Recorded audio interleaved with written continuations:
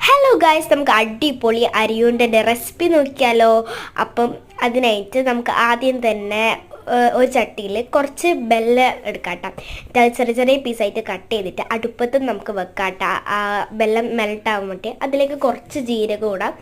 പിന്നെ നമുക്ക് വേറൊരു പാനിൽ കുറച്ച് അരി ഇടാം. കുറച്ച് അരി വറുക്കാൻ എടുക്കാട്ടോ. ഇനി ഇത് ആ ബെല്ലത്തിൻ്റെ നല്ല മെൽട്ടായ ബെല്ലത്തിൻ്റെ മിക്സിയിൽ തേങ്ങ ഇടാട്ടോ. ഇപ്പോൾ ഇതാ നല്ലോണം വറുത്ത് വന്നിട്ടുണ്ട്.